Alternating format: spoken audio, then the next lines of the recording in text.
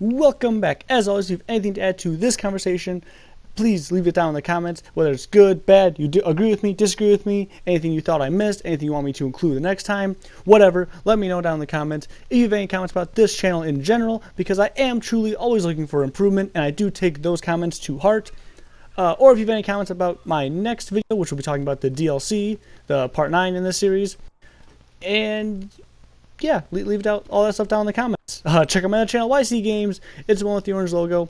Just uploaded a rainbow video, and I will probably have another Rainbow Six video up there hopefully the next couple days. I got the footage, I said edit it. And without further ado, let's get right into this video talking about the enemies. So a lot of times in this video, in these kind of videos, I will start off by saying like what I agree and disagree with my old video, because if you guys aren't aware, this 10-part series, I basically just split up how I split up my original 10-part series when I first made this channel. So yeah, it's just all in those categories. So I'll rewatch my old video, see what I agree now, disagree now, like, what I got right, what I got wrong. But really, a lot of this stuff is up for speculation still.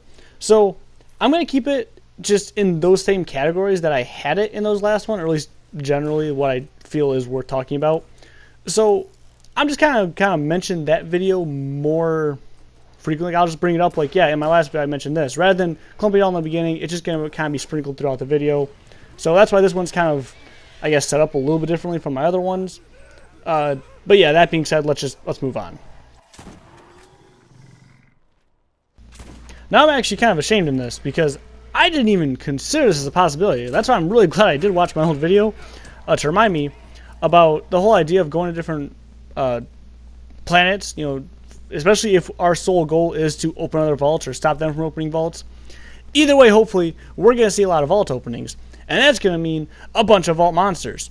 Now, I'm excited, because traditionally in the past, we've had, you know, one vault monster at the end of the game, and that was the final boss fight, which is well and good, and they were like fights worthy of having, for the most part. But those fights, you know, they were built up like, yes, vault monster, something big in here, something fight. You know, we knew what to expect. We expected a big monster, and that's awesome. But if we're opening multiple vaults, maybe it doesn't have to be some big, world-destroying, you know, universe-ending monster threat, whatever. It can be smaller things. It can be basically more like a traditional boss fight, just bigger. You know, because obviously these vaults, they're hiding big monsters to guard the big treasure, whatever. But us opening multiple ones means, from like a game designer perspective, it doesn't have to be. They don't have to be as big. They don't have to be as huge of fights. They can be smaller, and that means they can get more unique with it. We can have like a flying vault monster. We can have an aquatic one. We can have like a plant-based one. Like, kind of already did a plant-based one, but you know what I'm saying. We can have more unique vault monsters. They can still be huge fights, you know, something worth fighting. They can be huge fights, something worth hyping up, something like, oh man, right behind that door is another vault monster, and we're pumped up. We got our best gear equipped. We got, you know, make sure we have ammo, make sure we have grenades, and then we go in, awesome fights. Now, in the past games, we've had fights like this that aren't necessarily vault monsters, like, you know, something like Terramorphous, or that's always the one that comes to my head. You know, we've had fights like that, and all the DLCs came with a fight like that, and they're great. You know, they are awesome. But if we kind of sprinkle that throughout the game, rather than just have one big one at the end, and then, you know, like the bigger one like Terramorphous even at the end, or even the DLC ones, just kind of sprinkling out big fights like that throughout the game would be great. Now, Malawan kind of taking over as Hyperion's stance as far as like being the bad guy, it's pretty cool to me. It is something I mentioned in that video. That's basically I'm bringing it up here, because I mentioned like basically making a new Hyperion. I never necessarily said Malawan, because I never would have predicted that, but I said there should be some corporation, especially after that huge, how huge Hyperion was, especially on Pandora in particular. You know, it'd be a big role to fill as far as the gun manufacturers. As soon as Hyperion fell, a bunch of gun manufacturers would be jumping at the idea of, yes, we can be an next Hyperion. And that's kind of where I feel like the whole Malawan versus Atlas struggle is going to happen, and that's where we're going to side with Atlas, it seems, at least as far as what we've seen so far of the game. And I'm 100% alright with Malawan being the next Hyperion enemy, as well as far as enemies are concerned. Because, A, those bots look amazing. I love the design of those robots. Holy cow, that is awesome. Plus, Malawan traditionally, at least as far like in Borderlands 2, and in the pre-sequel, were they? Yeah, anyway, how they're kind of traditionally known for their different elemental effects to their guns. That means we're probably going to face different elemental enemies, which is awesome.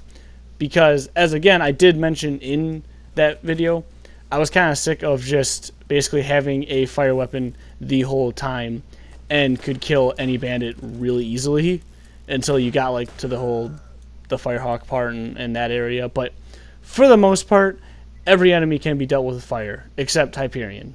But that's because they were loaders. So if you had fire and corrosion, you're pretty much set for any situation. So if we were fighting against Malawan bots who had a variety of different elementals at their disposal, then it'd make a lot more sense that we would want guns that could switch up elementals on the fly, which obviously we know we can. So that's just another kind of interesting thing that I'm really excited for, is to fight other elemental enemies, I guess, just they have different elementals. Yeah, you know what I'm saying. Plus, as far as companies go, obviously we don't really know all the inner workings of all these companies, but Malawan just seemed like almost too pristine, kind of, much in the same way that Hyperion was. Because you got like bandit guns who are like scrapped together, TDR that are like pretty rugged. Obviously every manufacturer kind of has its own quirk to it, but Malawan and Hyperion were always kind of like, they seemed very similar to me, just because they were like pristine. They definitely seemed like an actual gun manufacturer, not just something someone threw together or that was just scrapped at the last minute. They both just had like such good quality to them that it makes sense definitely that they would be the ones that would take Hyperion's place. So it all makes sense, and I'm just going to leave it at that. Now this is something I covered quite a bit in that previous video, talking about my original Part 8 to the original Part 10 series. That kind of gets confusing. Wow, that's very bad on my part for naming it that way. Anyway, we're too far into it. We're going to keep it with it. But yeah, one of the things I covered a lot in that video was talking about multiple bandit factions. Now, obviously, the big enemy is the Calypso twins and the Children of the Vault and all that jazz. But I still think it would be cool to see other bandit factions. Obviously, they're bandits. They're savages. They're not going to get along. Even if there is a big, I'm just going to call it a cult or religion, whatever you want to call it. Even if there's some big cult, kind of rounding up bandit camps saying like, hey, you can work for us. We make you powerful. There's still going to be ones that are against it. There are going to be certain camps that are going to say no. Or even just individual bandits that are going to say, no, we don't want that. We're kind of cool, surviving on our own. Screw you. This is how we do things. So it would be kind of neat to see the Children of the Vault fighting other bandits. Or even just like other bandit factions fighting each other. Because I love that part of games. Like I'm sure a lot of people notice it, but I really do enjoy seeing it in games when just diversity. Like you see, not diversity, that's not the right word. Interactions between NPCs. Because obviously, yes, they are fake. It's all code. It's all made up by someone. But when it looks organic in the world and makes the world feel alive, it's just a really cool thing. And I like seeing that kind of work put into a game. Now, I'm not saying not a lot of work went into this game. I'm sure when Borderlands 3 comes out, a lot of work definitely went into the game. You can tell that from the trailers and the gameplay we've seen. But seeing stuff like that always just, it makes me feel like, all right, real effort was put into this. They really care about every little detail, and I love seeing stuff like that. So seeing something like that as far as like the different bandit camps interacting, because like I said, they're bandits. They're not going to see eye to eye. There's going to be fighting amongst them. So it only makes sense that there are going to be wars breaking out, or even like just little squabbles fighting on the side of the road of just camps fighting each other. It really can be as simple as just bandits fighting. Like, that's all I want to see, but hey, that's why I really enjoyed the Clan War side mission series. I guess it's a series of side missions in Borderlands 2. Because, yeah, it was scripted. Yeah, it was a side mission. But it gave more personality to the world, seeing that it wasn't just us versus Hyperion. There are other fights going on. There are other squabbles. There are other factions in this world that have their own lives. They're living their own lives. They don't even care about what Hyperion's doing. They're just trying to survive on their own. Stuff like that I just love to see. And not even that. Let's say, like, maybe not necessarily like a recruitment thing, but if we could maybe align ourselves with some of the other bandits, or some of the bandits would see our point and be like, okay, we're going to help you out. Probably not enough to, like, go off-world, but, like, let's say we're still on Pandora. We're raiding some Children of the Vault, like, camp or stronghold or whatever, and some bandits see it. They're going to come and help us. Or maybe make it some recruitment thing. Like, maybe there can be, like, a side mission before that. Like, let's say, okay, we have a main mission. We got to go and clear out this Children of the Vault stronghold. Maybe have a couple side missions before that they, like, kind of mention, they'll mention it. Be like, hey, why don't you go to local bandit camps, see if they'll help you out. And there's, like, an actual randomized chance if they're going to help us out or if we have to fight them. I think that'd be cool, because that, again, that'd be adding to the multiple playthroughs, how they can all be different. Like, so one time we go check out 5 different bandit camps. They're all like, all right, well, I'll help you. And we just storm the stronghold, full reinforcements. And maybe the next time we have to fight half of them, the other half say, like, all right, we'll help you out. Something like that. Just, I love it when games have that unique factor, that every playthrough is different. And Borderlands obviously has that simply because of the randomized loot. But more than that, because there are, like, sometimes, I say sometimes because sometimes it feels like the same, but there are a lot of random factors that go into Borderlands. And I do love that about the game. And I feel like maybe making that into a mission sense, because it probably won't be a tough fight, to be honest. I mean, no fights before Ultimate Vault Hunter mode really are tough. For the most part, I'm sure there are some that I'm forgetting, but you know what I mean. So it's not going to be a tough fight. Like, you could go in to the Children of Vault stronghold alone, probably unarmed, underpowered, and still do fairly well and win. But just the feeling of going in with an army, especially an army that you yourself went and recruited, and if they have that random factor where sometimes they'll agree, sometimes they won't, that's just a really cool feeling. I think would be really cool to make unique playthroughs.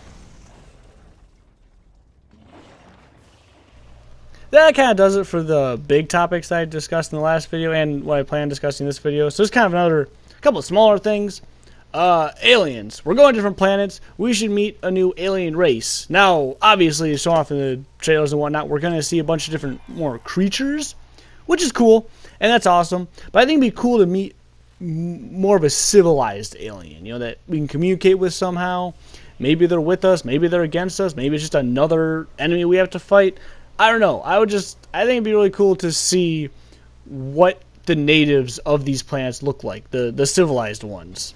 The ones that, have technology and have, like, they're colonizing and farmers and whatever stage of civilization they're at. I think it'd be cool to see. Kind of another interesting fact I noticed from the trailers that there's female psychos now. I don't know why, just someone pointed out, and I'm like, oh yeah. Like, one of my buddies was like, hey, did you see there's a psycho with tits on the one trailer? And I rewatched the trailer, like, oh yeah, look at that. That's cool, I guess.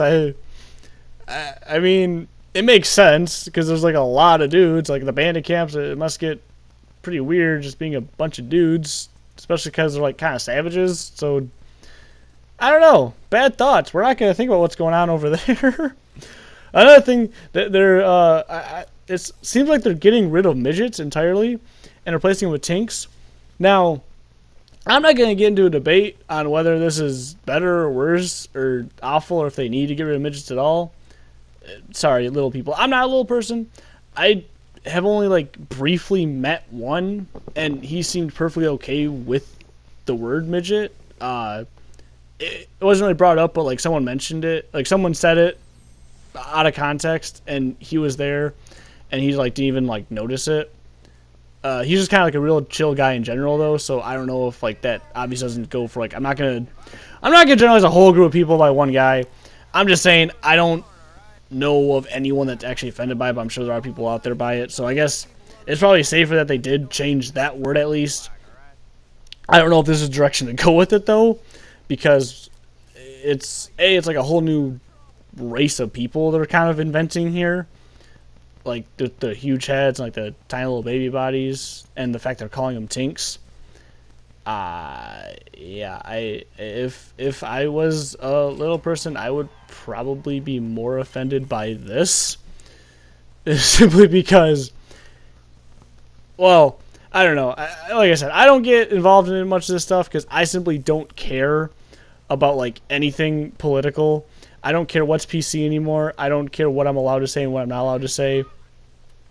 But I feel like if I was in a situation, if I was a little person, I would be happy that, you know, that group is getting some representation in a major game, like in Borderlands. I think in Borderlands 2, you know, I think they did an alright job. They called them midgets. I don't know if anyone was offended by them or not. I don't know, and like I said, I really don't care.